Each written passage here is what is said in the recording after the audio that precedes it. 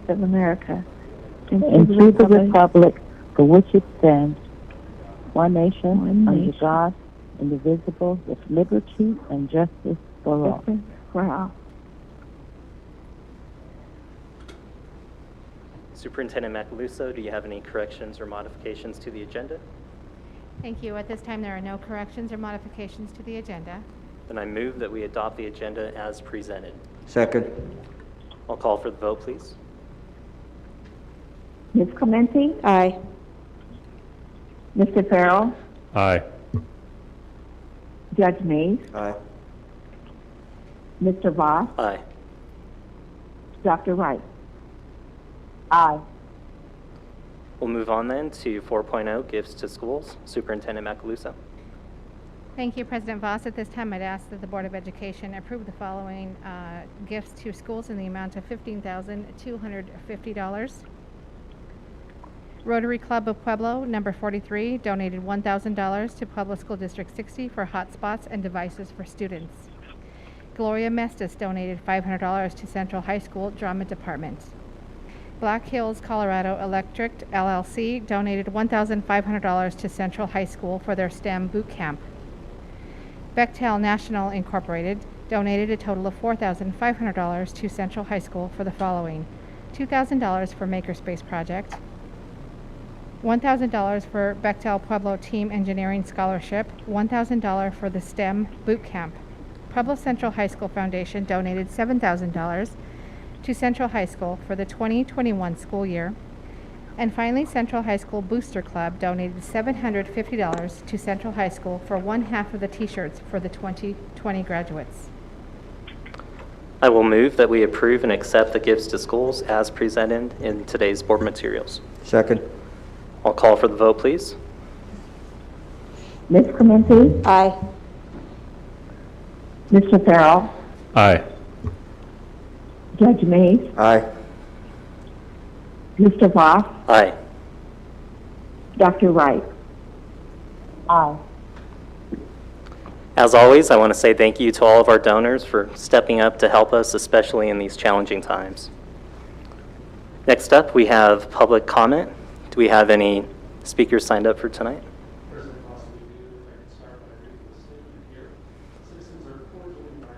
Participate in all regular or special board meetings. The board welcomes any citizen to express an interest or comments related to the operation of schools. Citizens wishing to speak to the board about school matters are invited to do so in the public comment section of the meeting agenda. Pueblo School District number 60 takes seriously the health and safety of its staff, board members, and community members.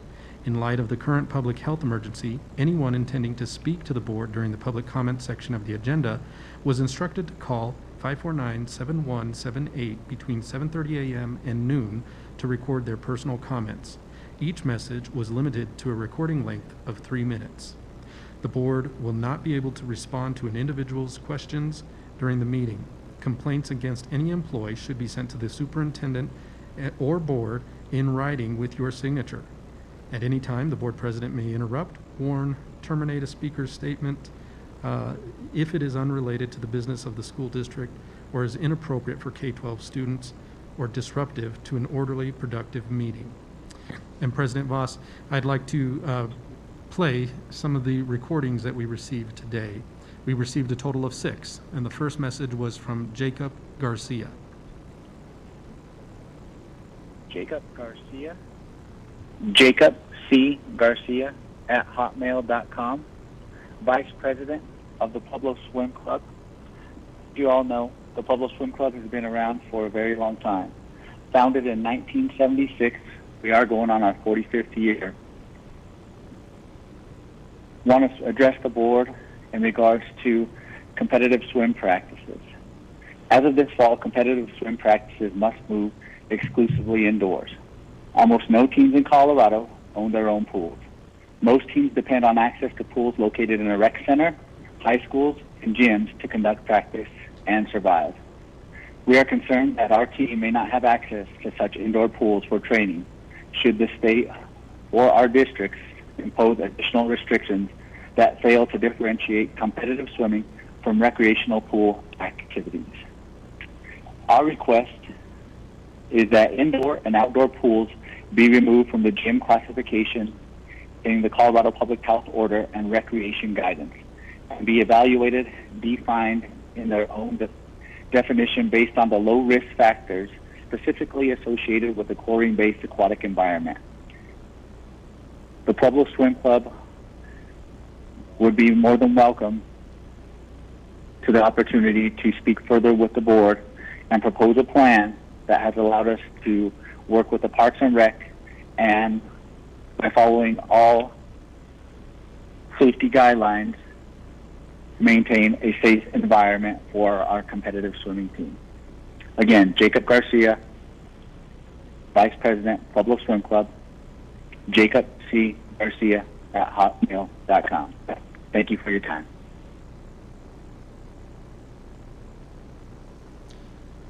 And the next message received Good evening. The next message received was from Ken Lane. Michael Sexton.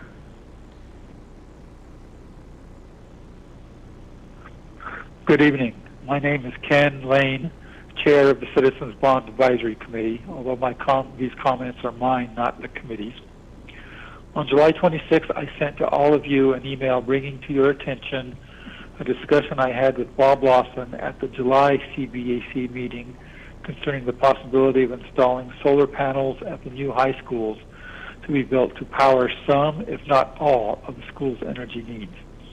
I noted in that discussion that this matter had previously been raised on several occasions during the Design Advisory Group meetings, and that CSU Pueblo and Evraz Steel have both committed to powering their operations with renewable energy, partnering with Black Hills to help make this happen.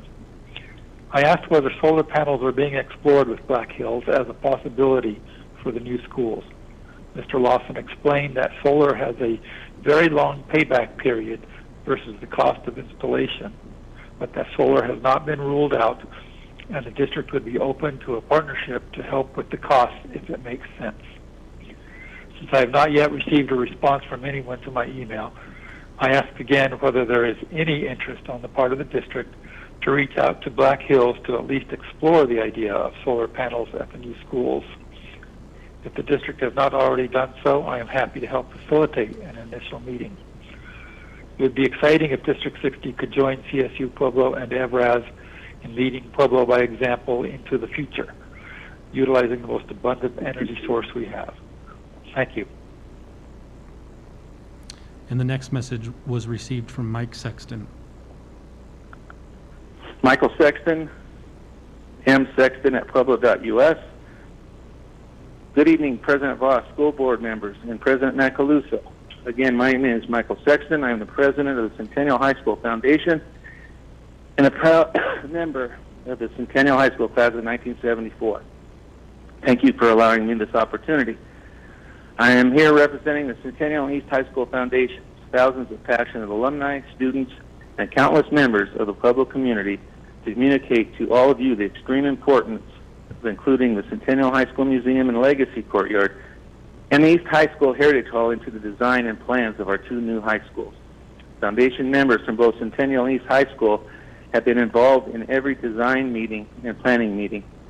During these meetings, our comments and concerns about incorporating plans for the museum and Heritage Hall have been respectfully expressed over and over. The planners told us that simple display cases will suffice as the solution. One of District 60's core values states, our community heritage, traditions, and history should inform our response to future students and district needs.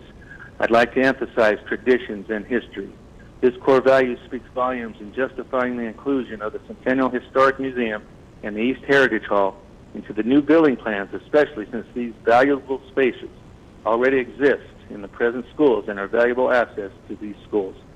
Our foundation played an integral part in the passing of Ballot 4A this past November. Volunteers from these organizations spent many hours encouraging folks to get out and make their voices heard concerning our beloved high schools. Many hours were spent canvassing neighborhoods, distributing literature, and waving signs on behalf of District 60. Superintendent Macaluso hit the nail on the head in a Pueblo Chieftain article right after the election when she said, on behalf of the board, They knew the community would support maintaining Pueblo's steadfast connection to its 4 high schools and those hallowed traditions that have made our community so special. How ironic that the Pueblo District 60 Facebook page is currently featuring a photo of the original Centennial High School that stood at this very location. In 1996, when Principal Frank Latino suggested turning the doghouse area of the school into a museum, the foundation board embraced the suggestion and started fundraising for the project. And as soon as it became evident that the vision for the museum would not be confined to one small room, plans were made to build an addition to the current Centennial School building to house the one-of-a-kind museum. And finally, after years of planning and fundraising, the museum opened in 2001. The museum was built entirely by donations in materials, labor, and funds from Centennial alumni and friends. Today's value with the historic memorabilia, one can estimate the value close to $1 million. This is an excellent opportunity to rethink these valued amenities, create special areas that not only feature our honored school history and alumni, but should be designed to be utilized as technological advanced collaboration areas for students, faculty, alumni, and community. It is our hope that you reconsider by including the Centennial Historic Museum and Courtyard and the East Heritage Hall in the design of the 2 high schools. Now is the time to address this. Centennial High School. And unfortunately, that message did reach its limit. The next message received was from Vicki Morskini Rowland. Hi, my name is Vicki Morskini Rowland. I graduated in 1969. I was a cheerleader all 3 years. My older brother, graduated in 67. My other brother, Bob, graduated in 77. And my brother, Gray, graduated in 79. I'm calling because I request that you guys continue to have a museum. I did our class reunion this last year, which was our 50th.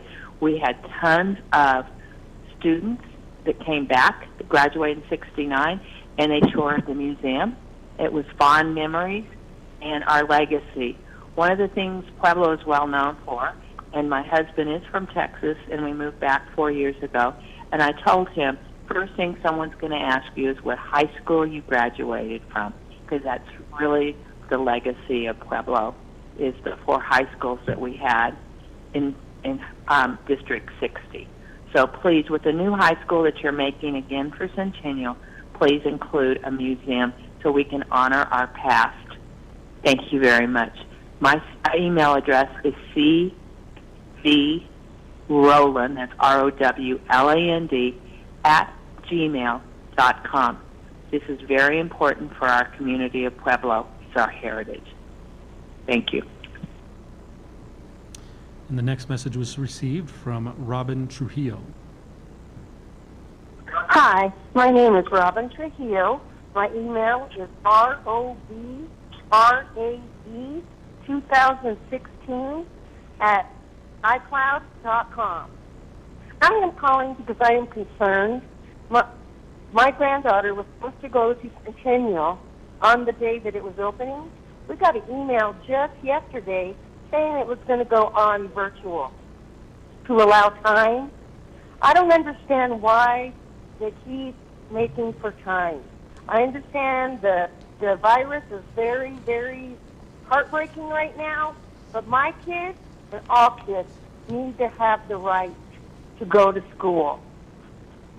Please, in your meeting, discuss why the high schools are having to go to virtual when they were ready to go to 2 days a week.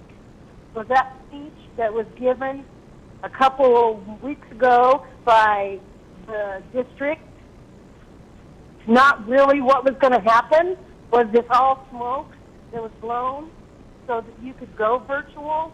I am very concerned about our district.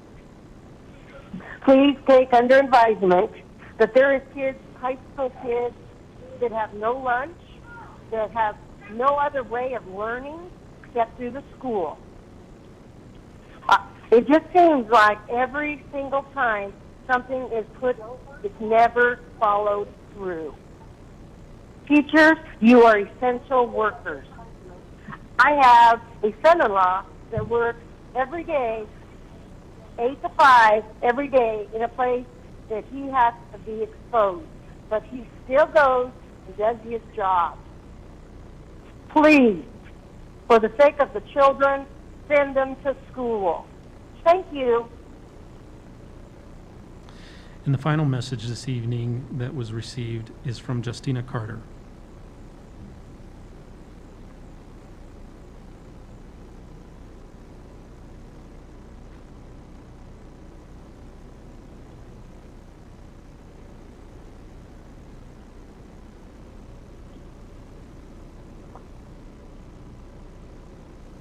I'm just going to check on the file real quickly. I'll be right back.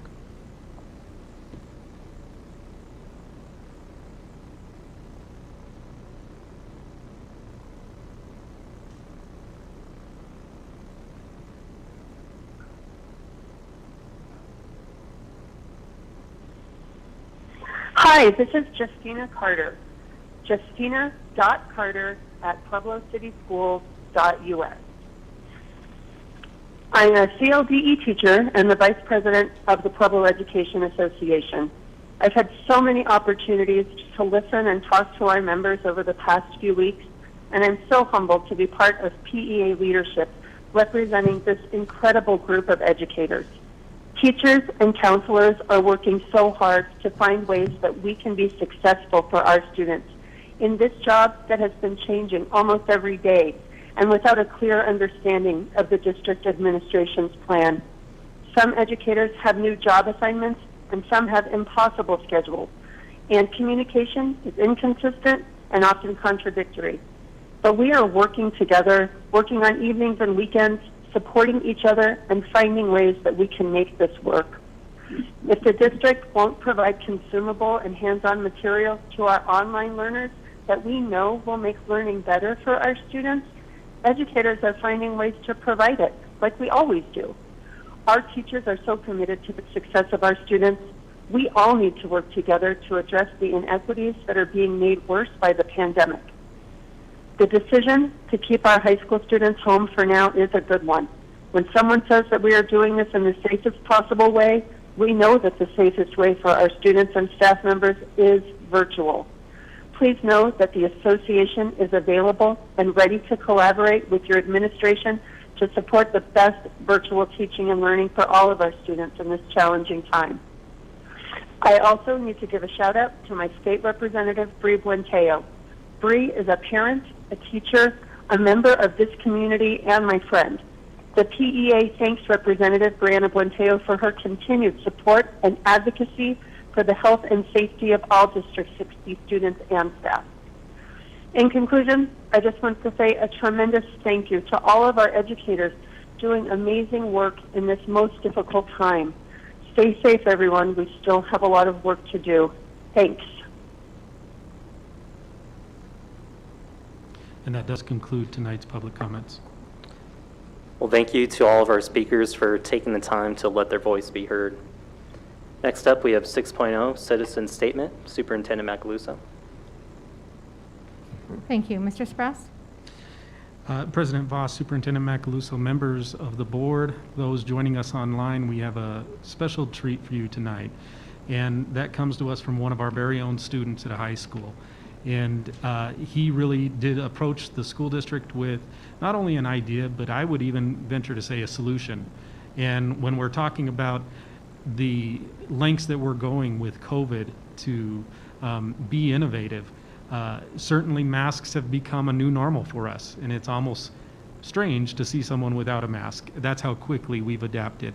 Having said that, we know that there's a lot of work to do to make sure that our students are not only wearing masks, but wearing them appropriately and handling them appropriately. So I couldn't be more proud than to introduce to you one of our very own D60 students, William Highfield, who attends South High School, to share with you a little more about his plan that he has termed Protect Pueblo. Enjoy.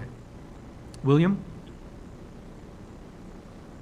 It is an honor to be talking to you, the Pueblo School District 60 Board of Education, this evening. My name is William Highfield, and I'll be a senior at South High School. Tonight I come to you not only as a student, athlete, and leader within my community or as a member of the greater Pueblo community. It is no secret that it's been an unprecedented time for our nation, state, and town. I never would have thought that I would experience a pandemic before I was able to take my SATs. William? There's been a great shift in the collective. Oh, what's up? William, I hate to interrupt, but I want to make sure we hear every word that you're saying. So if you could do me a favor, maybe just speak a little slower and make sure you're speaking directly into the phone, so that way we can hear you and understand you. If you could start again, Absolutely. please. I'm so sorry. You want me to start over? Yes, please. Absolutely, let me do it. Sorry about that. So as I said, my name is William Heisel, and I'll be a senior at South High School this coming year. Tonight I come to you not only as a student, athlete, and leader within my school, but as a member of the greater Pueblo community. It is no secret that this has been an unprecedented time for our nation, state, and town. I never would have thought that I'd experience a pandemic before I was able to take my SATs. There's been a great shift in the collective mindset of our community, and much of it is being led by the youth. Students and young adults like me have become more vocal supporters of change as we look at the state of the world today. While our town has met the challenges of the coronavirus pandemic head on with courage and valiance, we still lack cohesivity and a larger community-wide communications format.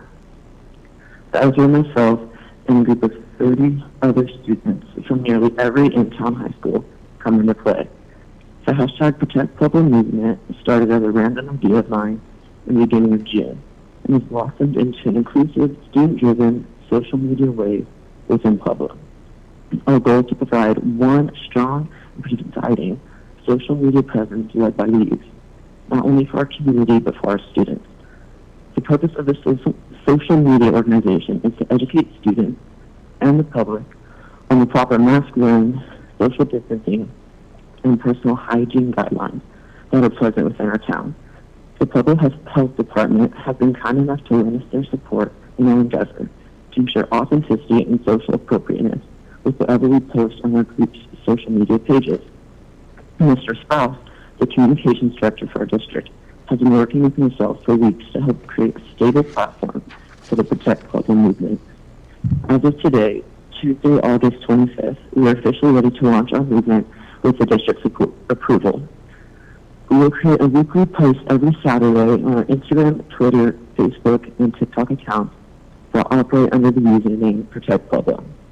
These posts will range in topics from proper hand washing techniques to how to make a mask at home. In this time where life can change a blink of an eye, it is imperative to give students a platform to communicate with each other and their parents. Information is ever-changing and developing, and the hope of my group of volunteers is to help support our community through this confusing time. Our platform will also be used to help collect donations of homemade or store-bought masks and other PPE from Pueblo residents. These donations will then go to the district to be distributed to the teachers and students who need it. Hashtag Protect Pueblo will give the community one multi-purpose center that can be used for unlimited projects. With the official start of school fast approaching, one of the most important tests for our community is around the corner. If we take what we have learned over the past few months about this virus and protect ourselves and each other, or will we grow lazy and risk the collective health of each and every one of us? As students, we will be entering the front lines of this pandemic alongside our valiant teachers who have done everything they can to prepare for this new normal. It is now up to us to stay vigilant in wearing our masks, washing our hands, and staying home whenever we're sick. The hashtag Protect Pueblo social media platforms will be here to help remind us that this dangerous time in history is not yet over. We can do things as an individual to help squash the spread of this dangerous virus. We hope hashtag Protect Pueblo will continue to be a widely used hashtag even well after our community overcomes the threat of COVID-19. The creation of these social media pages gives us the opportunity to have a lasting mark before we go into the world as high school graduates. Hashtag Protect Pueblo will be a platform that can be used by any school or any class at any time during and after this pandemic comes to a close. To any students who may be listening, take this time to prepare for the coming weeks. If you don't have a mask, buy or make one. Wash your hands whenever you go out, avoid large gatherings, and please be smart. We all want to go back to normal, but that isn't going to happen anytime soon. If you want to experience those Friday night lights in the spring, protect yourself and your family today to make sure that it's possible. If you want to go back to school in the coming weeks or whenever we're allowed to, be smart about what you do today. After all, we're stronger together. Thank you for your time. Thank you, William. And just to point out and reiterate some of what he said, William has compiled more than 30 students that represent pretty much all of our high schools, and that, I'm sure, will grow. He's coordinating efforts on not only Facebook, Twitter, but also Instagram and TikTok. TikTok is not a platform that we're on, but it is a platform where many of our students are. We've talked at a great deal of how can we reach those students with impactful messaging, and William is really introducing us to those students. I want to be clear, this is student-led. This is something that they're building the content and they're going out and communicating these messages. Having said that, William and his team will be working in tandem with not only the school district but also the health department to make sure that the posts are accurate and promoting exactly what the health department would want them to promote. The school district will support them. We'll be sharing some of their posts, probably not all of them, because I think they're going to be pretty aggressive as far as getting a lot of content out there, but we will support them in that regard, and we will be working with them to potentially introduce some training videos for our high school students specific to mask wearing, which we feel aligns with what their goals are. And so when we're putting these videos out to not only our students but also our community, we want to talk to them about where are the appropriate places to touch your mask. Why is it important to make sure your mask is covering not just your mouth but also your nose? And so we're going to help him with some of that delivery. We'd also like to make clear that William's group is accepting donations. So we will be supporting him, helping him find individuals out there who may be interested in not only donating new masks, but maybe even making some brand new. And so we're really excited about this opportunity. And more than anything, we're just proud of the students that we're raising in District 60. Thank you. Mr. Heifel, this is Superintendent Macaluso. I just want to tell you thank you for your presentation. I believe that one of the themes or the mottos at South is be the good, if I'm not mistaken. And so thank you for contributing to the good in our world. I commend you for your leadership, and I commend you for your great thinking and for garnering the support of your friends and your fellow students. And so I'm excited to see the kickoff of your campaign. And again, I thank you. You are a bright light in sometimes, dark and challenging times. So congratulations. Thank you, Madam Superintendent. Thank you, President Voss. Thank you, and thank you, William. We'll move on now to 7.0 Communications Board comments. Does anyone have any communications they would like to share? Ms. Clementi? Thank you, President Voss. A couple things. One, for the board, I serve on the Pueblo Area Council of Governments. That committee or group has not met for several months, but will be meeting this week. One of the things that they are working on has to do with transportation in and around our city. I have forwarded to the board, to the superintendent, and to Mr. Sprouse a survey that it would benefit PACOG greatly if you would all respond. I have just sent it earlier tonight. And Mr. Sprouse, if you would share it with any members of the leadership team or anyone else. The more information they have about transportation, traffic flows, that kind of thing around the city, the better decisions can be made. Secondly, I also serve on the technical advisory group to CDE about educational accountability. You may remember that at the last legislative session, the legislature set up a stakeholder group. That stakeholder group has been chosen.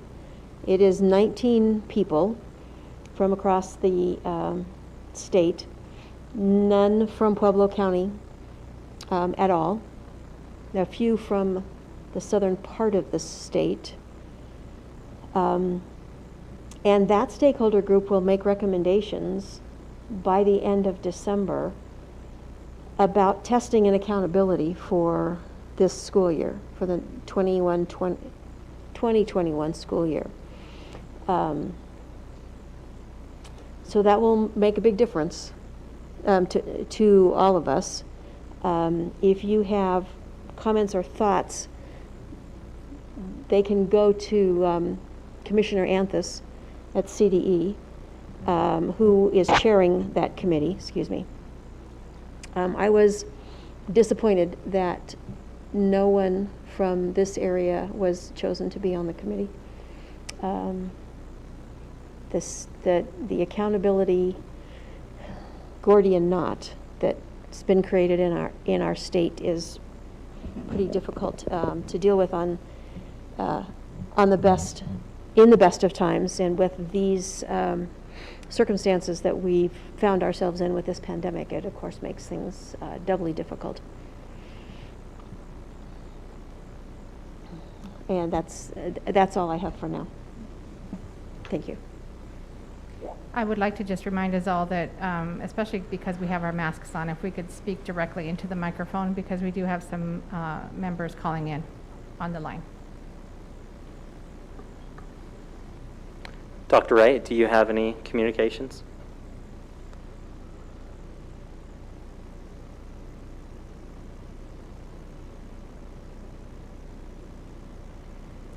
Dr. Wright, can you hear us?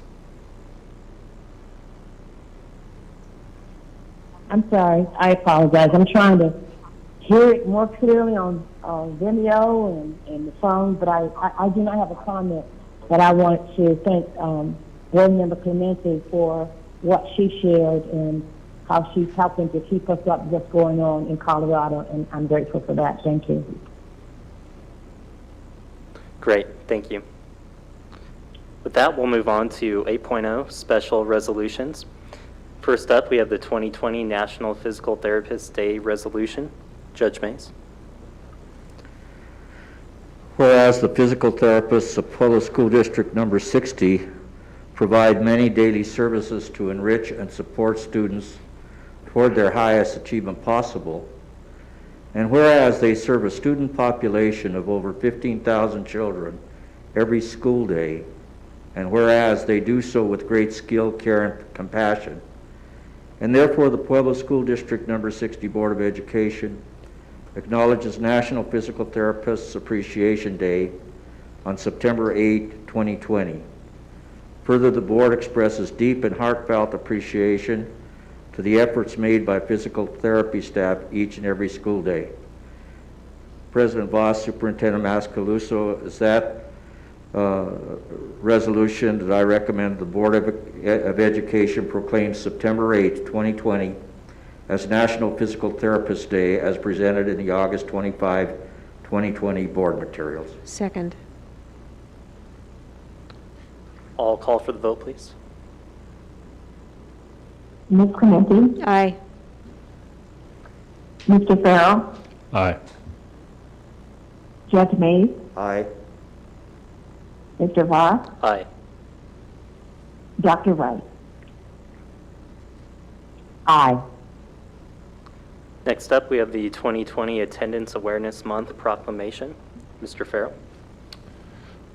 Whereas good attendance is essential to student achievement and graduation, and we are committed to dedicating our resources and attention to reducing chronic absenteeism rates, with a focus starting as early as kindergarten. Whereas chronic absence, missing 10% or more of school for any reason, including excused and unexcused absences, or just 2 of 3 days a month, is a proven predictor of academic trouble and dropout rates.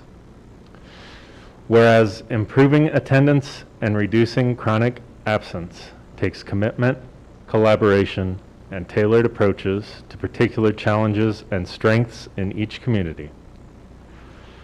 Whereas chronic absence predicts lower third grade reading proficiency, course failure, and eventual dropout, it weakens our communities and our local economy.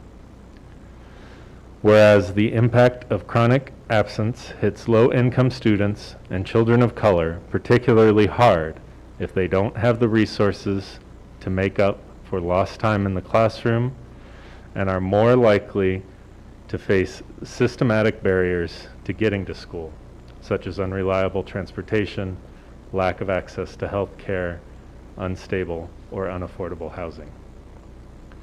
Whereas chronic absence exacerbates the achievement gap that separates low-income students from their peers, since students from low-income families are both more likely to be chronically absent and more likely to be affected academically by missing school. Absenteeism also undermines efforts to improve struggling schools, since it's hard to measure improvement in classroom instruction if students are not in class to benefit from them. Whereas schools and community partners can reach out more frequently to absent students to determine why they are missing school and what would help them attend more regularly. Whereas schools and districts must do more to track, calculate, and share the data on how many students are chronically absent so that we can deliver the right interventions to the right students. Whereas even those who show up regularly are affected by chronic absence because teachers must spend time reviewing for students who missed lessons. Whereas chronic absence can be significantly reduced when schools, parents, and communities work together to monitor and promote good attendance and address hurdles that keep children from getting to school. Now, therefore, be it resolved that as the Board of Education of Pueblo School District 60, we proclaim that our schools will stand with the nation in recognizing September as Attendance Awareness Month. We hereby commit to focusing on reducing chronic absenteeism to give all children an equitable opportunity to learn, grow, and thrive academically, emotionally, and socially.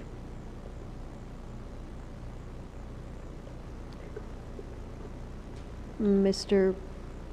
Voss, I would move that the Board of Education proclaim September as Attendance Awareness Month as presented in tonight's board materials. Second. I'll call for the vote, please. Ms. Clementi? Aye. Mr. Farrell? Aye. Judge Hughes? Aye. Mr. Voss? Aye. Dr. Wright? Aye. We'll move on now to 9.0 reports. First up, we have the 2021 Health Insurance Committee report. Superintendent Macaluso. Thank you, President Voss. At this time, I'd like to introduce you to Mr. Cameron Whiting, Director of Human Resources, and he'll present a report to the Board of Education on the 2021 Health, Dental, and Vision Insurance options and premiums. Mr. Whiting. Thank you, Superintendent Macaluso. President Voss and members of the board, it is great to be in front of you once again. I know time flies. I've missed you guys. I'm sure you've missed me. I did want to summarize and kind of review.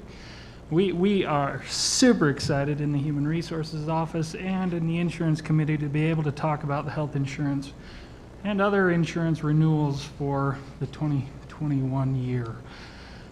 We as a society have really gotten used to increases. I have a history chart on my computer for health insurance, and those increases range from 5 to 13 and more % over the last 10 years. I am thrilled to announce that we, this year, have received an offer from Kaiser to renew with a 0% increase, which is huge for our employees, especially in such a year that this has become. It was great to be able to get some good news. There is one slight change to the plans. Our two highest tiers right now that have a deductible of $2,000 and $2,500 have added a benefit to be able to allow for some outpatient surgery with a deductible, a set deductible of $500 in those outpatient surgery clinics instead of just applying to your deductible and copay or co-insurance after that. That is the only change to our health insurance plans, and so we really are excited to be able to see that. In addition, our dental plan has a big zero on the increase for administration fees, and our eye insurance for employees. We are in the 4th year of that contract with them, and so that increase is zero as well. We're thrilled to be able to, like I said, offer some good news in that way. The other piece, as far as that goes with the insurance committee and those benefits, is our employer-provided life insurance. We are thrilled that that number is a zero as well. So the cost of providing our employer-provided life insurance won't go up this year. We are, again, super excited for that. The insurance committee met to discuss this. They voted unanimously to accept the renewal and move forward, and that is an action item for you later on in this meeting. Other than that, are there any questions? Ms. Clemente? I just want to add my gratitude and thanks. I know that I don't think in all of my years of working with the insurance committee that we were able to provide no changes to any of the insurance coverage. So you're right, it's wonderful news, and thank you. Judge Mays? Mr. Whiting, can you remind us once again of the composition of the insurance committee? That committee is set up by an equal number of administrative representatives as well as members from different employee groups. So the contracts lay out that different employee groups have certain numbers that are allowed to be on that committee. The committee is supposed to be comprised of 20 people. We are short on the administrator side right now with some turnover and some changes, and so we are working to get that representative or that number back up. But a very diverse representation of the employee groups. And as you indicated, it was a unanimous decision by the group to proceed with this plan. It was. Thank you. Dr. Wright, do you have any questions or comments? No question, but thank you very much. Well, thank you, Mr. Whiting, and thank you to the committee as well. Absolutely. Next up, we have the PEA negotiations update. Thank you, President Voss. At this time, I'd like to introduce you to Mr. Eric DeCicero, who serves as Executive Director of Human Resources, and he'll provide an update regarding the negotiations. Members of the board, thank you for giving us this chance to update you on our negotiations for 2020. Our agreements and MOUs will be up for your approval later tonight in the consent agenda. I'm going to start with a summary of our negotiations with our Public Education Association, or PEA, and Cameron and Mr. Whiting will update you on our classified groups. We have some great news to share. At this point, our negotiations with PEA are complete prior to the school year beginning. We put in a lot of hours this spring and summer. Both teams worked very hard, had some very long days to come to a positive outcome on a regular negotiation cycle for the 2nd year in a row. I would like to thank our team, which comprises, of course, both of PEA and district members, for their hard work. We had to work in a virtual environment this year, which presented its own unique challenges, but we were able to come together to come to an agreement. This year, we worked through several issues during our bargaining sessions, including the renewal of some MOUs related to the 4-day week, PLCs, assessment days, workload solutions, and of Salary Appendix B. We also worked on new MOUs related to student discipline, outsourcing, and a return to school conditions in the wake of COVID-19. As far as the financial package for this year, the team worked hard and agreed that all teachers, counselors, and nurses would receive one step for 2021. All teachers, counselors, and nurses will have the opportunity for educational lane movement in accordance to contractual language. And due to last year's salary transition, those who would have earned a higher salary in the next step on the 2018-19 schedule will receive a salary adjustment to offset the transition. This only applies to individuals who continue in the same educational lane, and this transition ends in the 21-22 school year, and there will be no extension. That is something we agreed to last year, if you will remember, with the new salary schedule that we adopted. And that, in summary, is our status of negotiations with the Pueblo Education Association. Mr. Whiting? Awesome. I'm also pleased to announce that we have completed classified negotiations for various groups around the district and come to an arrangement and agreement with all of them. Those contracts, most of those groups were up for a renewal of their contracts. Previously, we had a 3-year agreement. Those groups agreed to an extension of 3 years, or a renewal of 3 years through 2023, with interim negotiations centered around finance between those. We did have an interim negotiation for PESPA, just to enter their last year with their existing contract. And we extended Technology's current contract by 90 days to be able to finish working out some details with some possible transitions that may be coming in that department. Those negotiations were centered around the agreement as well that employees receive steps, for the 2021 school year. Other than that, it was housekeeping issues, and then centered on some things around COVID leave and issues around that. Some highlights: we were really excited to be able to, for the first time, sign a 3-year agreement with the Paraprofessional Education Association. That's the first time that's happened, and so we were excited by that.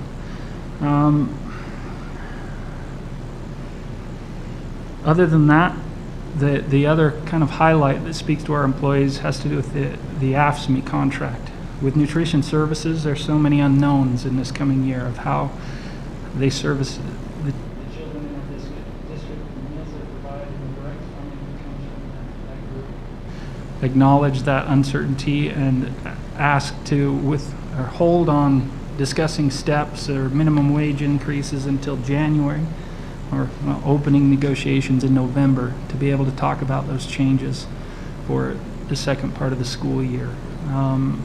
It goes to show, we've got employees who understand what's going on and will do what they can to help us in this time of uncertainty and everything else. It was a great session. This period of time taught us that we have some great employees all the way around.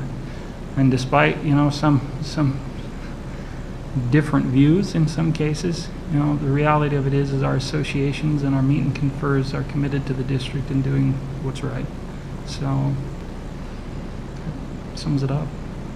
Do you have any questions, I think, for either Eric or myself? Ms. Clementi? I have a comment and one question. My comment is, it looks to me like the district and the board bargain or meet and confer with at least 10 different groups. And at least 5 of those are collective bargaining agreements. And I think that shows tremendous desire on the district's part to work with its employees. And I'm happy to see that. It's been that way for some time, I know, with that many groups. And I'm glad to hear that the sessions this year went so well. I guess, and there's a period after that. Went so well. My question is this. I believe in most of the agreements, there's a provision for leave provided if a staff member is required to quarantine. And that leave is specified as 8 days. There are, however, other weeks in the calendar when employees are working more than 4 days a week. If it would happen that I needed to be quarantined over a 2-week period that I worked 9 days or 10 days. Has that been contemplated and taken care of, or is that understood or part of the deal, or has it not been addressed? We are, we're obviously aware that there is that once a month where people work the extra day, or there's places where 5 days are included. Every one of these kind of situations, once again, are kind of individualized, as we said from kind of the beginning. Is it an opportunity where someone is quarantined and, in a teacher situation where a class would be quarantined as well, or it might be a different scenario where, they may work from home and the kids may work from home, depending on that variable. So we do know that, we do realize that. We kind of tried to put in some extra steps to where, you're not using all your leave, you're not using all COVID leave. We're kind of splitting the difference and contributing a little leave on top of that if it happens to you more than once, or if it happens to you in a situation where it's a repeated thing. So I think there's an understanding that could potentially be an issue, but like I said, once again, we're going to look at all these situationally and see how it really transpires, and is it a quarantine mandated by us? Is it a quarantine that was received from the outside world when you were home on the weekend? And I think there's just different variables to consider. Sure, and if worst came to worst, then we would cover that extra day or two that was needed if it was necessary. I think as we look at them all, I don't know, that's a kind of a broad statement, but yes, I think we would look at each one and Thank you. Them. Yeah. Mr. Farrell? I know this year was unique circumstances negotiating virtually, other topics that you haven't had to broach before in negotiations. So I just wanted to express my appreciation to everyone on your team and to all of the associations and groups for their commitment to coming to an agreement. And I thank everyone involved for their hard work. Thank you. Dr. Wright, do you have any questions? No, I don't have a question, but I also echo the sentiments of my colleague, Board Member Farrell. We appreciate your efforts and all the work and hard work you guys did. Thank you so much.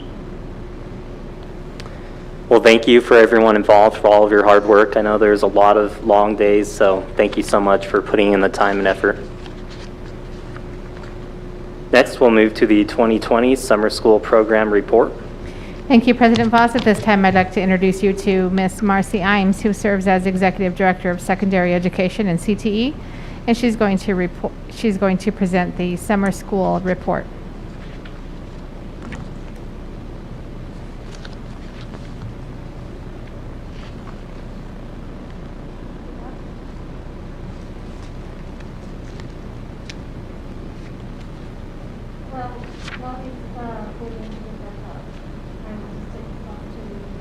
Good evening, Superintendent Macaluso, President Voss, members of the board. Thank you for having me here this evening to present on the Summer School 2020 program. The purpose of the District 60 Summer School 2020 program this year was to provide an additional opportunity for students to obtain the necessary credits for their high school diploma. The Summer School program was delivered virtually and broken down into 2 3-week sessions. It began on June 8th and concluded on June 16th. It was open to all students in need of credit recovery in 9th through 12th grade, although we did have a couple of unique circumstances where students were approved to earn original credit. We hired 13 content teachers, 1 ESS staff, 5 support staff, an Apex coordinator, one principal to implement the District 60 2020 summer school program. Before summer school started, teachers were provided an initial teacher training on the implementation and instructional delivery of the District 60 summer school program, and then throughout the summer, school PLCs were held twice a week to review data, identify any students needing support, and provide professional development on Apex. Every student was assigned a homeroom teacher. Homeroom teachers made personal phone calls to invite them to summer school orientation. During this orientation, students were given an overview of the basic summer school logistics, including how to navigate Apex, use of Google Classroom, as well as given information on who to contact for any questions or concerns. We set up a district summer school email for students or parents to ask questions, and it was monitored constantly throughout the day by our administration and student support staff to offer immediate response and support throughout the day. We used Apex as the anchor curriculum, but we also provided alternative assignments in Google Classroom.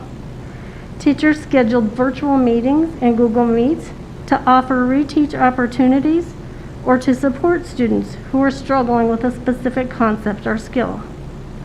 Also, teachers held daily virtual office hours for students to drop in for support as needed. During orientation, students were familiarized with the 3 pillars or expectations for success. The first pillar was attendance. Students were expected to work 2 hours a day per course. We did not assign students more than 2 courses at a time. The next pillar is curriculum, and this refers to the quality of work and overall expectation of keeping their grade above 60% in order to earn that half credit that they needed. The last pillar is engagement, which was about being engaged in the work, asking questions, and obtaining the skills and knowledge necessary to complete the next assignment or the next course. These were best practices that were recommended by Apex in order for students to complete a credit in a 6-week time frame. There were 56 courses that students enrolled in throughout the summer, and the most needed courses for credit recovery were English 9 and 10, Algebra 1, Biology, U.S. History 2, and Earth Science. The tiered system of support that was provided for all of our students in summer school was one of the best parts about summer school this year. We were able to connect with each individual student and identify and mitigate any barriers to success. In Tier 1, homeroom teachers were essential to the success of summer school program. They provided students with one point of contact to assist them with any questions. Homeroom teachers made contact with students daily. This process helped to build relationships and helped to identify any barriers that impacted students' ability to be successful. In Tiers 2 and 3, the student support team met 2 to 3 times weekly to identify students in need of support based on Apex data and assign support staff to contact student family. The community advocate and homeless liaison primarily focused on attendance and engagement, while the student engagement coordinators focused on course progress, difficulty with concepts, skills, or any digital platform issues, and then facilitated any support needed for specific students. And then the ESS case manager worked with all of our ESS students. All student interventions and student contacts were documented and tracked for progress. There were 480 students enrolled. The 2 charts here show the number of students by grade and the number of students by homeschool. As you can see, the grade level with the largest number of students enrolled was 9th grade at 201, followed by 10th grade at 154, 11th, 132, and 12th, 37. The data is also broken down by homeschool, as you can see.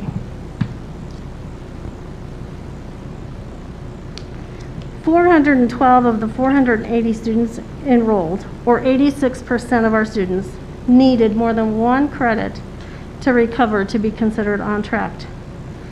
506 courses were completed this year by the end of our summer school term, in comparison to last year where there were 445 credits recovered.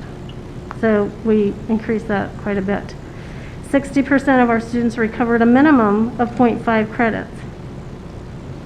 Out of the recovered credits this year, 91% of those credits were from core content areas, where last year only 80% were from core content areas.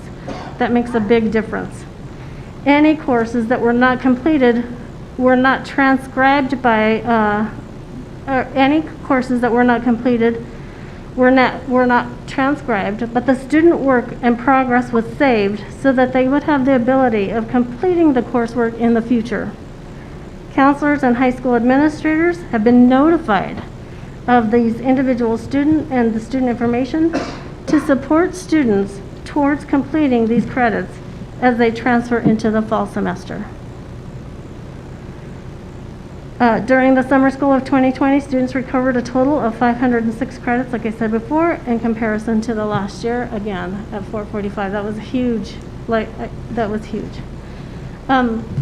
Any questions at this point?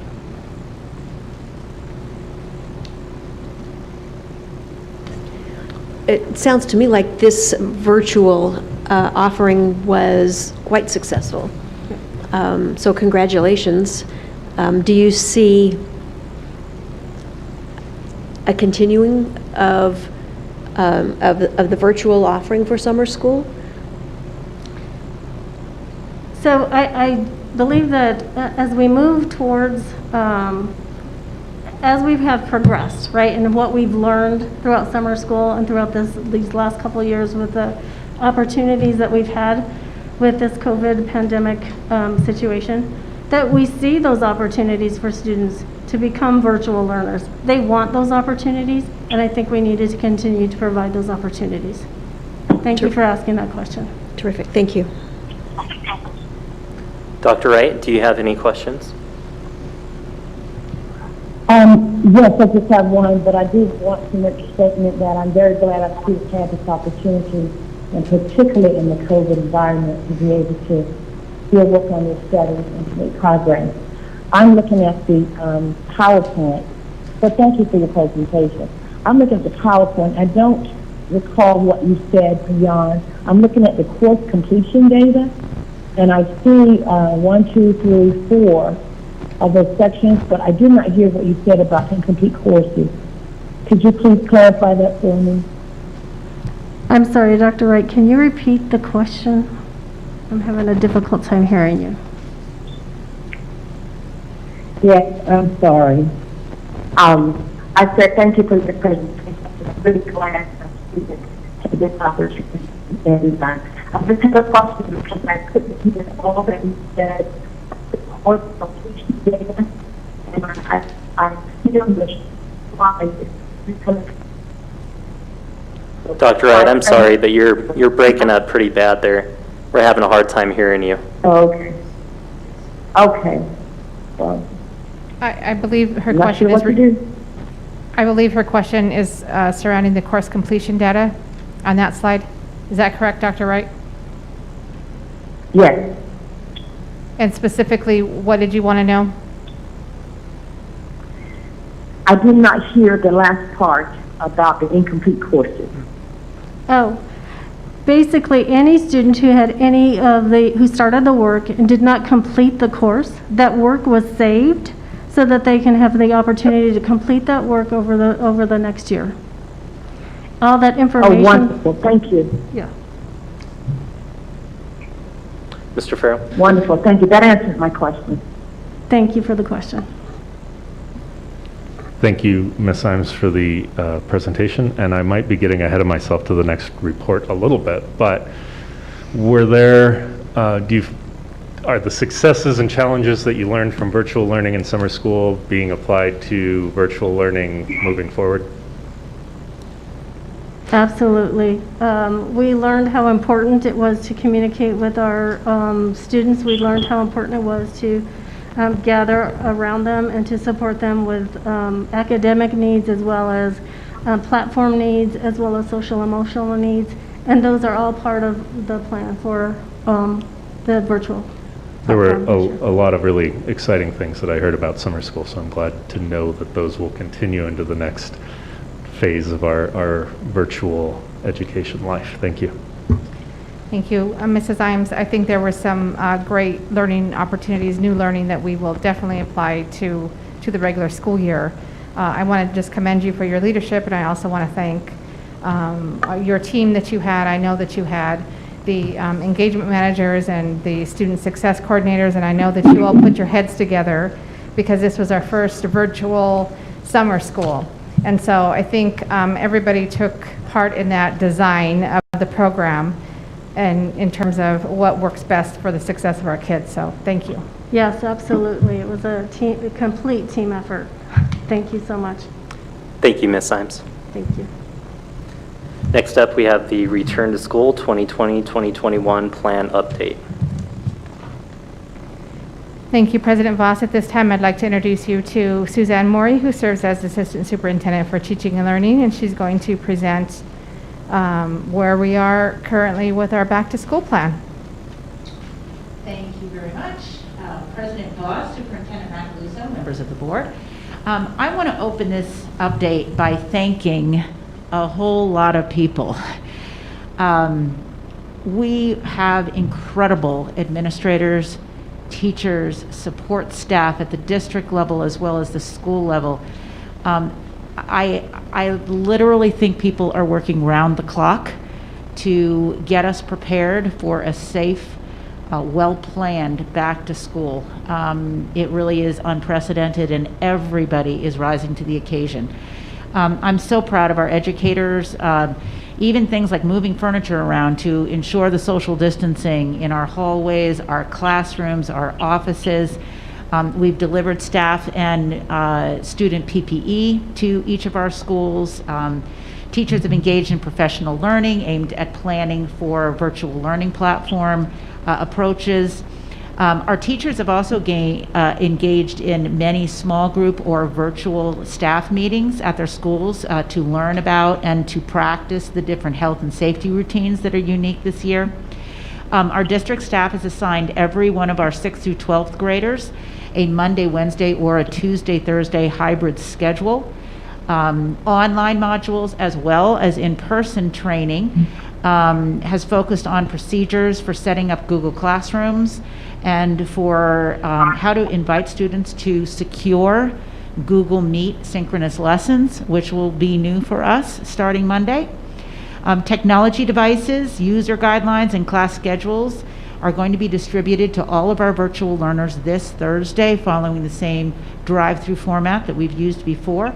All of our 6th through 12th graders will also, virtual learners will also receive their schedules at that time so that they can be ready to start on Monday. These past couple of weeks really have been chock full of practice and learning and master scheduling. That has been a challenge.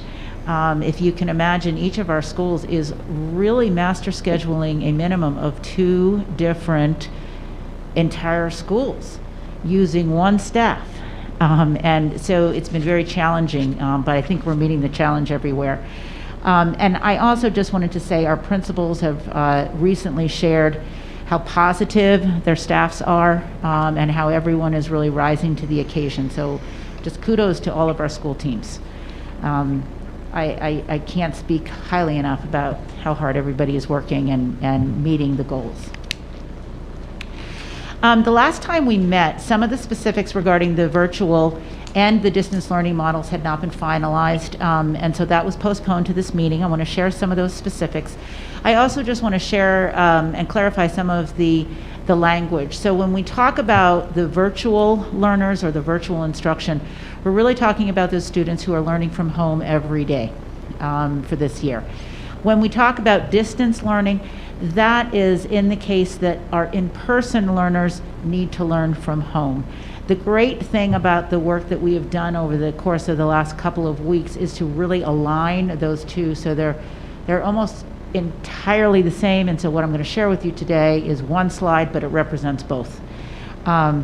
I did want to share that we extended the application deadline for applying to have your child attend the fully online model. We extended it more than a week, and then we did need to close it to staff, but we to be able to staff our buildings. But we just opened up an instructional delivery change request process. So if a family wants to choose either to go back to in-person learning or to select to go onto the online learning platform, then we are going to try to the best of our ability to accomplish that.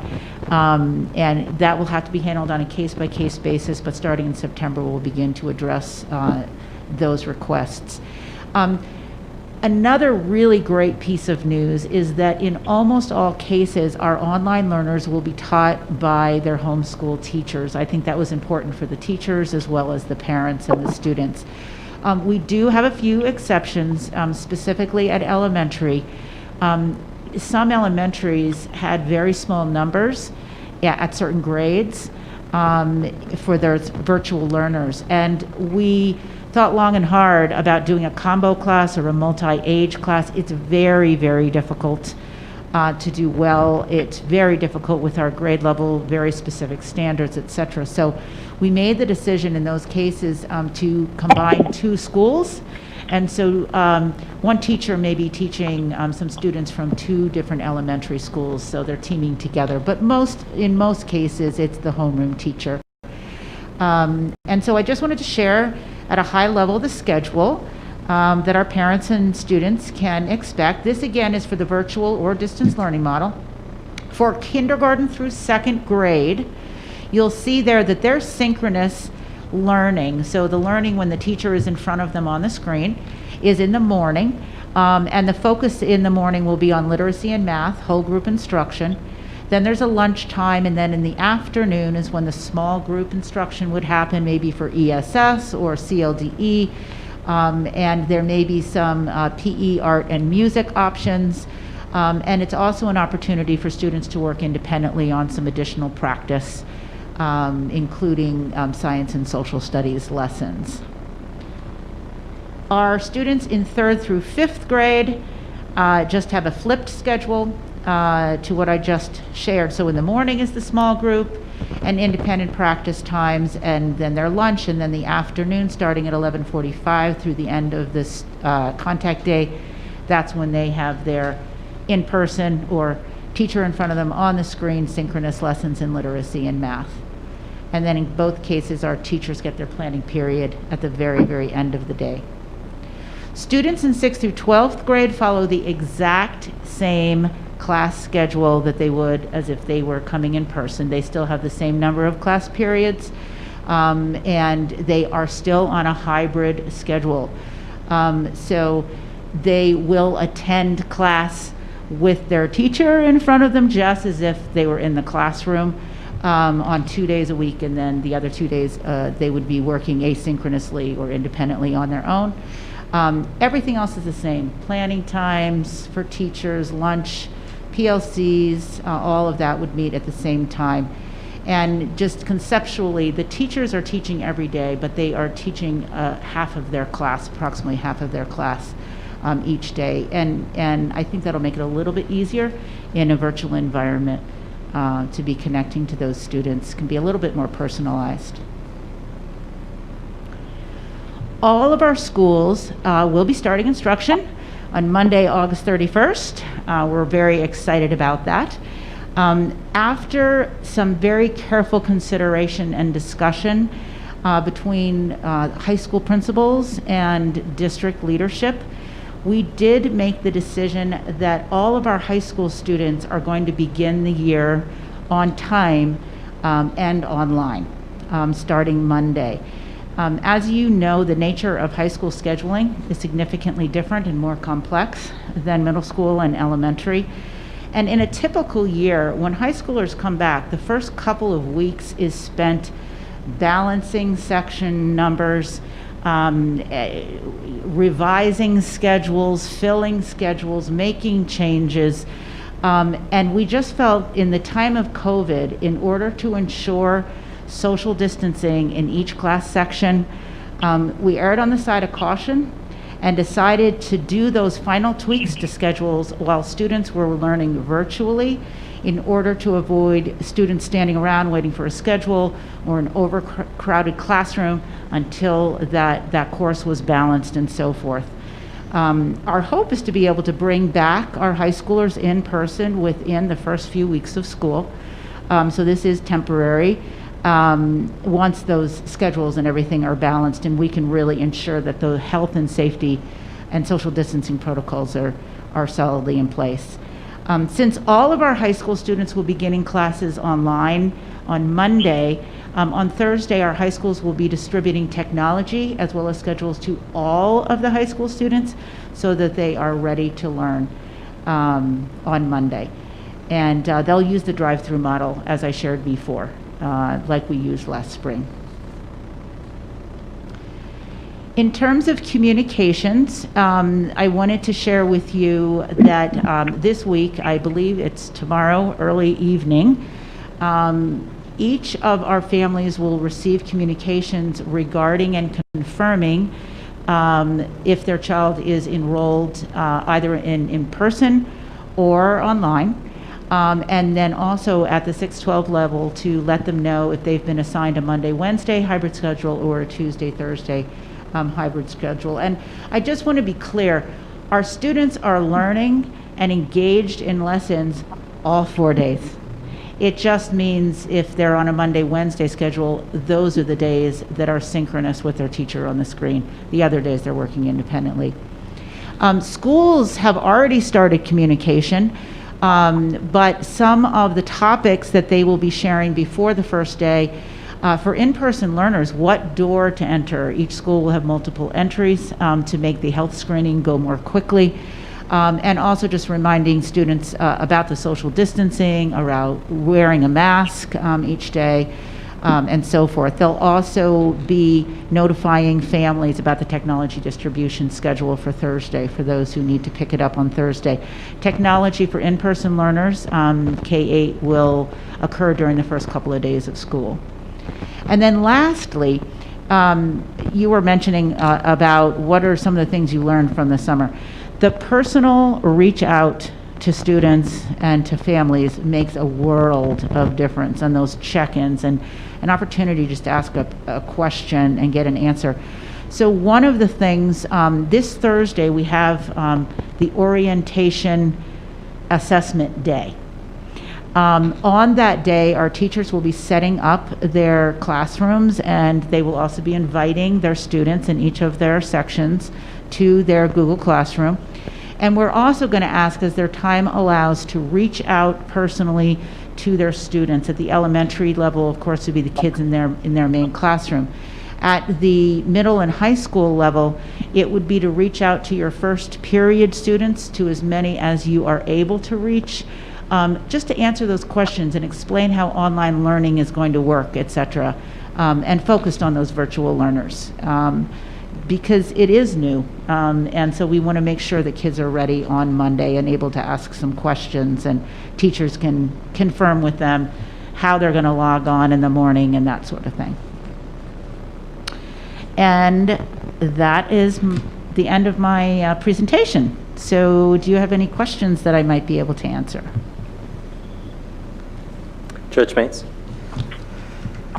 Thank you, Ms. Moore. I appreciate all the hard work that you folks are doing on this. And I know there was a question from one of the folks that spoke in the public comment about things changing, and that's just kind of what we're stuck with these days. And I think you explained very well what happens in the high school, particularly in that area. I couldn't even begin to imagine how many classes are offered to freshmen through seniors and what hours they are and what teachers you'd need for them and whether or not you have those teachers and the whole bit. So I know it's a gargantuan effort. Can you give me a little bit more detail about how we're going to be addressing the needs of our ESS students? Sure, I would be happy to share that with you, but then I'm also happy to invite up Ms. Sandy Kasevich, who might be able to detail that out. I know there was even a question recently with our high schoolers going online. Will that change things at all? And what I want to confirm for you is it's the exact same schedule. So whatever has been scheduled for our ESS learners will be able to continue without any interruption. But let me turn that over to Ms. Kasevich. Thank you. Good evening, Mrs. Macaluso, President Voss, members of the board. It is my pleasure to give you an update on ESS. As you know, the law is very clear about our obligation to fulfill the outlined IEP for each and every student. It is a legally binding agreement between the district and every child and family who has that IEP. It is provided in the least restrictive environment possible. To meet our obligations during this difficult time, somewhat feels like we're putting a square peg into a small round hole. And as was just shared with you, we basically have two different schedules with one staff trying to meet the needs of students.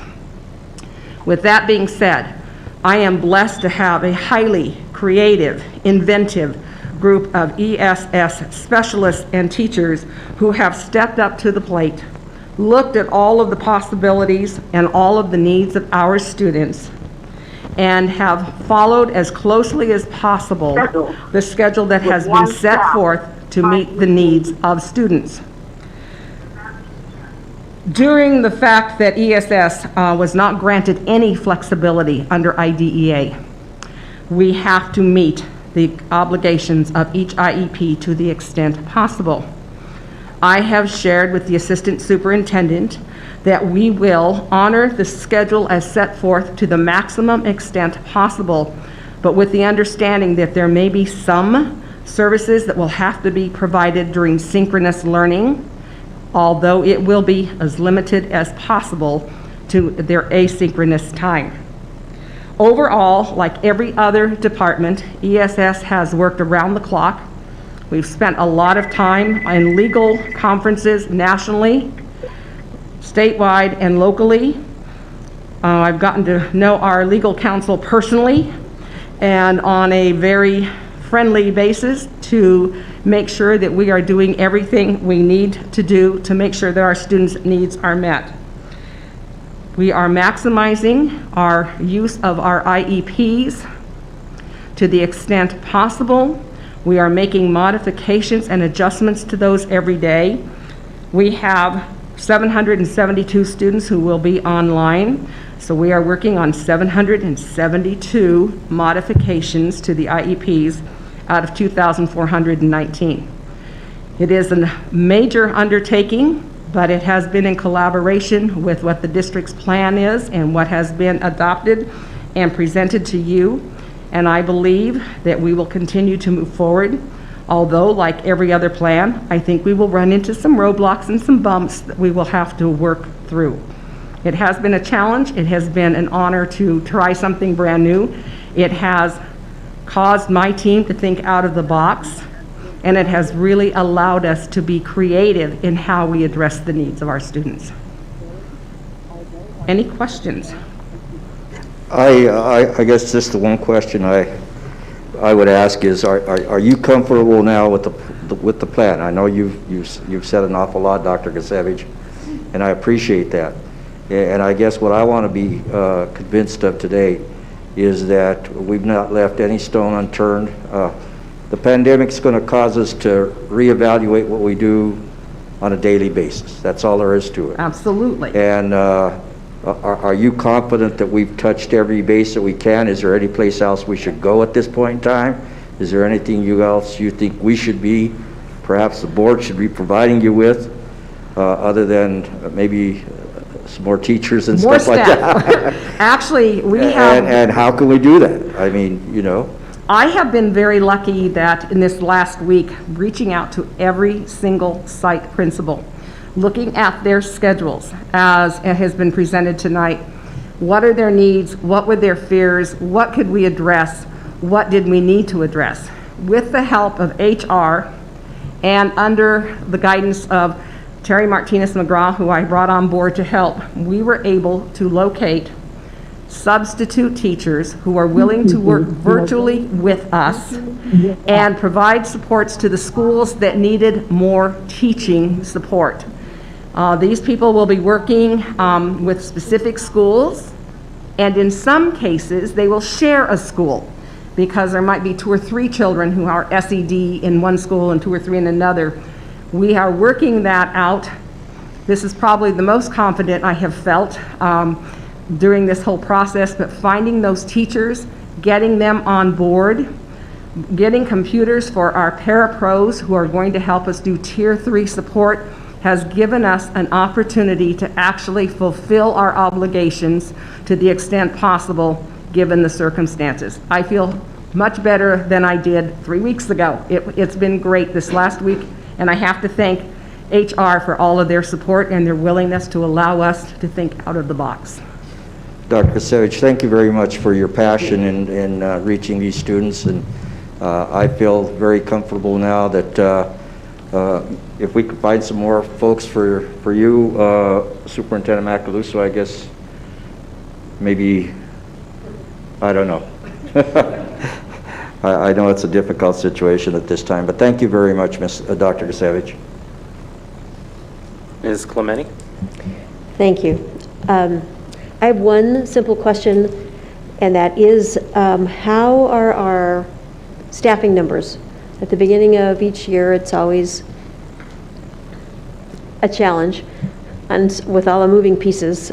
So how many openings exist, and where are we with staffing? So that's a great question. It is hard, like, to anticipate, of course, what's gonna happen. I mean, as we always have in the fall, there's a little bit of a guesstimation process as far as to how many kids are really going to come. We know that we think they're going to come. We've tried calling families to verify if they're going to come, but then how many are truly going to come? And with the new online component, it makes it even twice as challenging.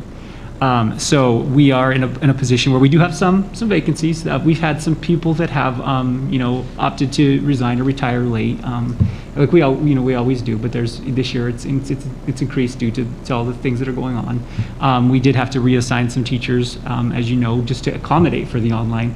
And some people didn't agree with their new assignment, and it was time to do something different. I mean, that's going to happen. It's a change. So we're in pretty good shape. We've come up with some plans, working with all the executive directors and all the principals to kind of cover the patches and the holes. We utilize some 110s that we can have for short term for leaves or for longer term to kind of compensate for those holes that we see and anticipate. Hired a few additional just based on a need that arose from the online piece. We also had to work through all the accommodations, which the at-home accommodation and some of those pieces creates a different dynamic because they can only do a limited piece of the online teaching. So we're in pretty good shape. Would I say we're 100%? No, but we're getting there, and we're working through those each and every day. I don't think we're ever at 100% at this point in the school year. No. How would you compare this year, given all the additional circumstances that you're dealing with, to other years in the past? I would say at the beginning, it was amazing because it seemed like we had such a, because of the way the spring was, we were in such a great position early on. And of course, then things changed where whether you want to acknowledge it or not, there's a panic factor that just is out there in our nation. So there are pieces where that it changed, evolved. We had people who had to make different decisions, had to make choices. So there was a little more of late scrambling. But we always, as you said, last year we were when we made the shift to the 4-day week, we saw significant improvement on being able to be ready for opening day. So I would say it's a little more complicated than last year, but as far as a regular traditional year we had 2 or 3 years ago, it's about on par for where we used to be. Like I said, last year was kind of an anomaly. We really were in a very good position on day one. Great.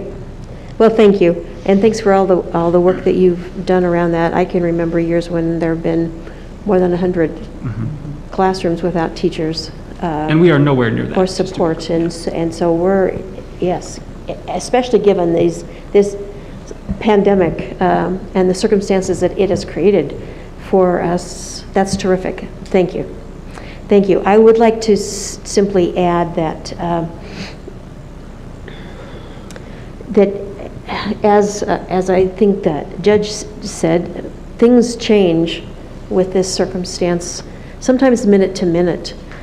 And all of us like to know what's going to happen in the next minute or two or the next day or two, and it's just virtually impossible to have that kind of certainty now.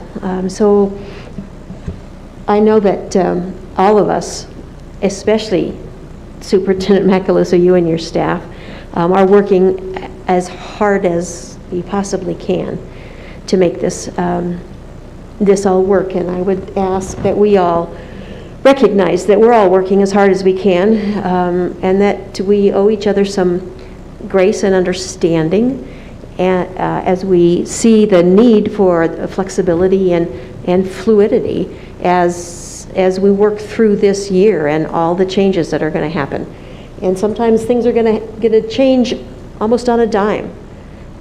And it's going to be difficult for all of us. But working together, and with all that we've heard so far today about how tremendously all the district staff has pulled together and risen to the occasion and is working night and day to make this happen for our kids, I think we can do that as long as we keep that notion of grace foremost.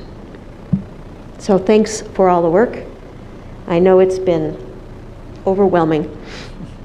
There's so many moving parts, and as we've said, things change moment to moment. So thanks for sticking with it, for going above and beyond, so that we can open school and make it work for our kids. Thanks.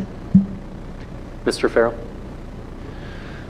Just a couple of things. First, Ms. Moore, you opened with a thank you to everyone, and I just wanted to echo that and add my heartfelt thanks to all the teachers and principals and counselors and custodians and everybody who's tirelessly working right now to do the best that they can for our students. And I really appreciate that everybody's putting in the effort to make sure that our students are well taken care of, whether they are in person or whether they are virtual. So thank you, everyone, for your hard work. Is this, in your presentation, you talked a little bit about what's being communicated and from what level out to families. Is like the basic outline of how things look available on the website or somewhere that people can, because as Ms. Clementi mentioned, people want to know. We don't always know what the next few days will hold, but the more information that people have, the better they can feel, potentially. So we've updated along the way the plan, but I think we can get some additional information up now that we have made some changes regarding the high school, et cetera. So we'll absolutely align that with the communications that are coming out from the district and schools. I would agree. I think the plan has been updated on the website, but we can certainly pull out one-pagers and quick information references. And I know that things are in flux, so it's hard to make sure that things are updated once you've put them out and that they're not contradicting each other. But information is a powerful tool to be able to share, so I'd appreciate that. Thank you. The last time we had an update on the virtual option, it hadn't closed and now the deadline had been extended. Do you have a number of how many students have selected virtual at this point? I don't have a total number. I believe it's probably around 4,700 or so, but I don't know the exact number. We did add about 60 after we closed it, just because we had a few people who were sort of in process and we wanted to honor that. And so I believe that'll be about where the number is right now. I would agree. I would say it's near 4,600, around that number. Okay, thank you. Dr. Wright, do you have any questions?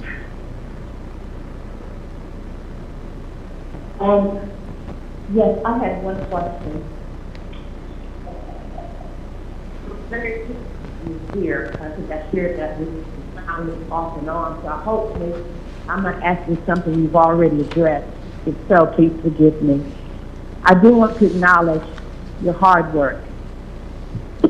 This is a very difficult time. And I understand from the information I've received that you're taking the request of the students and also the subject areas for the high school. It was earlier, you indicated in a previous presentation about wanting a period of time to work with your students with their technology. I mentioned bringing them in for a period of time to work with technology before we went virtual.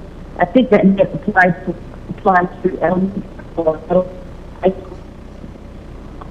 Was you able to put that into place, or think that there's anything of the service? Did you get any of that? I think it has something to do with the use of technology and students coming maybe in person first to get familiar and comfortable with the technology before we might have the need for distance learning. I think you were referring to a previous presentation when I said that, but I'm not sure what your question was. Are you still able to do that? At the K-8 level, all of our students who are scheduled to come back in person are coming back in person, and let's hope they stay in person. But all of our teachers will be using the technology in the classroom on a daily basis, certainly a regular basis, so that students and teachers get used to that, so that the transition could happen more easily. So the short answer is yes. We're able to still continue to do that, and we'll be using the technology in the classroom as well as from home. Thank you. May I add one comment? For those who may not be aware, I've been in contact with other districts who are offering the same kind of options that we are, and the ones that I have spoken with, two things. One, have asked their families and their students to commit to a full semester or to a full year of their option, so that you're trying to offer some flexibility there is terrific. And most of those that I've spoken with have found that roughly a third of their students have opted for the full-time online option. Mm-hmm. And so it sounds to me like we're right in that range. So Exactly. Yes, I would agree with you. I think we're right in that range. Ms. Morey, you talked about the drive-through format to pick up devices. Is there any backup plan if families can't access that, if they don't have a car?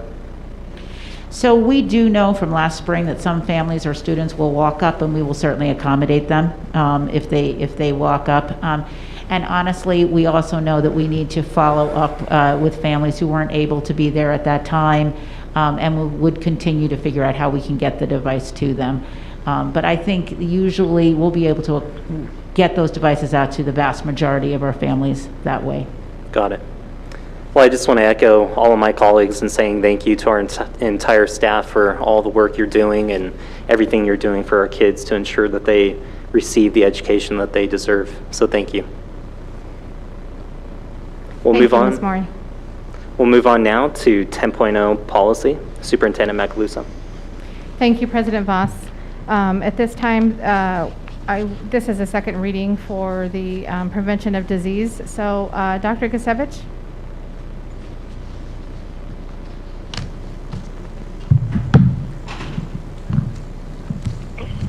Superintendent Macaluso, President Voss, members of the board.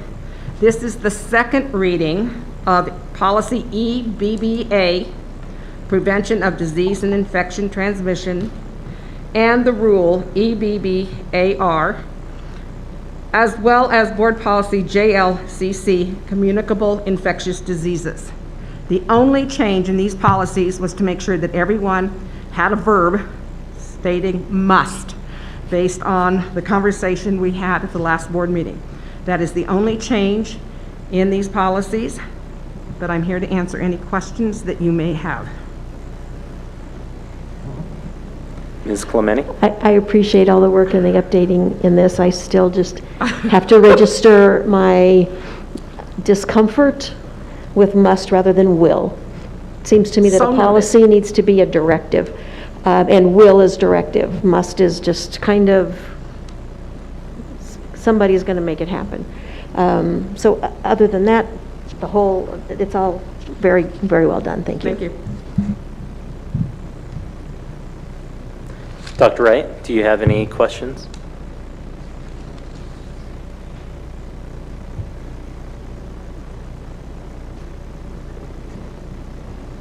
Dr. Wright, can you hear us?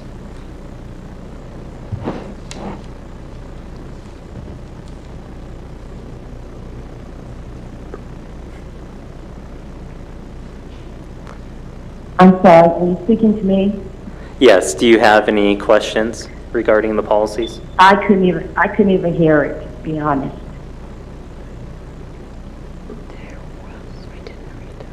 I'm not sure what to do. I can't hear well. So, Dr. Wright, if you can hear me, we just had Dr. Gasevich present again the three policies that were brought forth. This is on second reading, and there were no other changes other than, I think, the word must, as was requested.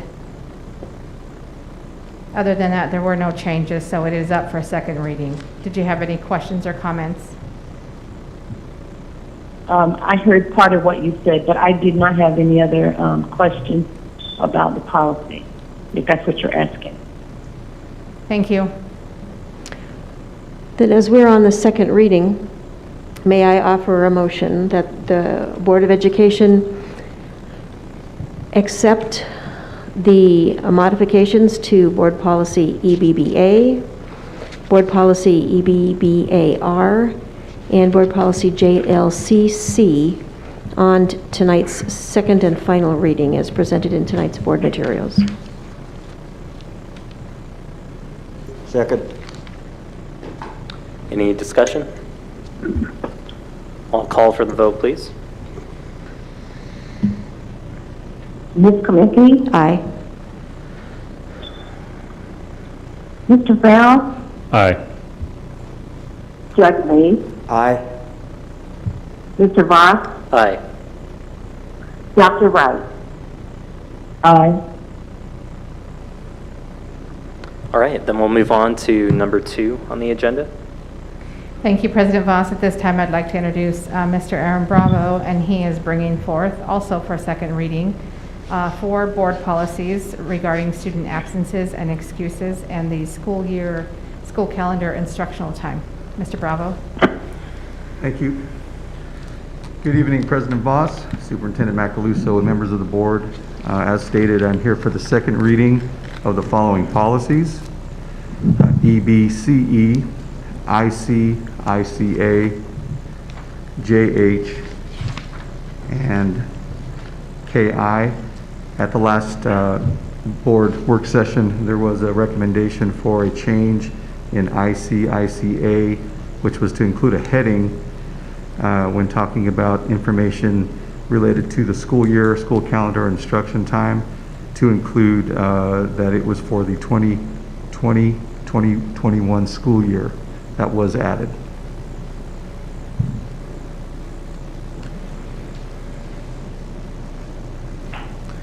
Dr. Wright, did you hear that okay? And do you have any questions? I don't have any questions. Thank you, Mr. Bravo. Then I will move that the board approves the modifications to Board Policy JH, Policy KI, Policy EBCE, and Policy IC-ICA as presented in tonight's board materials. Second. I'll call for the vote, please. Ms. Clemente? Aye. Mr. Farrell? Aye. Judge Mays? Aye. Mr. Voss? Aye. Dr. Wright? Aye. And with that, we'll move on to number 3. Thank you. So Mr. Bravo will remain with us because he has the next policies up for revision, and there are quite a few of them. Mr. Bravo? Thank you, Superintendent Macaluso. Again, President Voss, Superintendent Macaluso, members of the board. Before you are a series of policies that require revision as recommended by the Colorado Association of School Boards. In your board materials, you will find red lines as well as clean copies of policies requiring revision, as well as 2 new policies. These policies have been reviewed by Coulter Bump and reflect her recommendations. In consideration of the new Title IX regulations effective August 14th, 2020, the Board of Education is asked to temporarily approve modifications to Board Policy AC, non-discrimination and equal opportunity. Board Policy ACR, non-discrimination, equal opportunity. Board Policy AC-E-1, non-discrimination, equal opportunity. Board Policy ACE-2, non-discrimination, equal opportunity. Board Policy JBB, sexual harassment under Title IX and other prohibited misconduct of a sexual nature. And then also to adopt 2 new policies, ACR-2, Title IX sexual harassment grievance process, and new board policy AC-E-3, Title IX formal complaint on first reading. In accordance with board policy, the policies will be presented for permanent approval or adoption on second reading. The policies that you have, again, in front of you, I'll give you a quick snapshot of each one. The first one is AC, which is a revision. The most significant change in this policy is the distinction of complaints of sexual harassment in violation of Title IX. The next policy, ACR-1, will replace AC-R. In short, this policy outlines the process to address concerns and complaints about unlawful discrimination or harassment. The next policy is AC-R-2, which is a new policy. The new Title IX regulations provide a specific procedure for the investigation and resolution of complaints of sexual harassment as defined by law. These procedures will be utilized in different circumstances. The next policy is AC-E-1, which is a revision, just some updated information. AC-E-2 is the next policy. It's a revised report form, just some minor revisions there. The next policy is a new it's a new complaint form, AC-E-3. Again, this will be a form that will be used in filing formal Title IX complaints. And then let's see, the final policy that I'm bringing forth is JBB, which is new regulations that define sexual harassment, sexual misconduct that does not rise to the level of Title IX. Sexual harassment is nonetheless prohibited and is grounds for discipline. This policy better defines those circumstances and gives administrators the opportunity to discipline for such conduct that is not constitute prohibited sexual harassment under Title IX, or that does not otherwise rise to the level of sexual harassment by state law definitions as reflected in this policy. Sorry, that was a lot. That was a mouthful there. Any questions at this time? Ms. Clementi? Thank you for dealing with all this and all of those changes at the federal level, which made things way more complicated.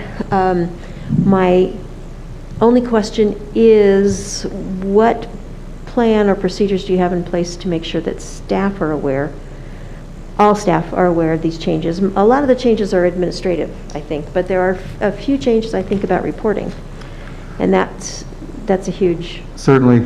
deal. Last year we did have a very extensive training in relation to Title IX, and that is something that we will look to repeat this year to make sure that our staff is well informed of the new policies and the revisions and all things related to Title IX. Thank you. Yes. Dr. Wright, do you have any questions? No, I do not. Thank you. Ms. Clementi? Then if you don't, I have a motion. Sure. I move that the Board of Education temporarily approve the modifications to the 14 board policy provisions that have been presented in tonight's board materials and so eloquently enumerated by Mr. Bravo.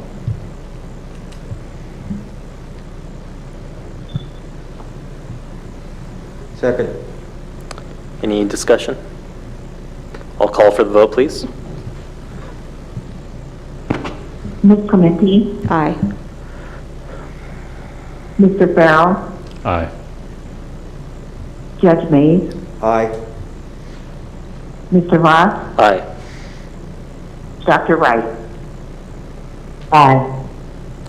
And next, we'll move on to number 4. Thank you. I just want to note that that is approval, that is temporary approval, and then we will also bring them back for a second reading.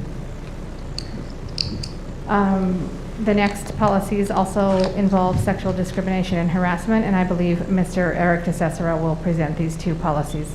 Yes, good evening again. As Mr.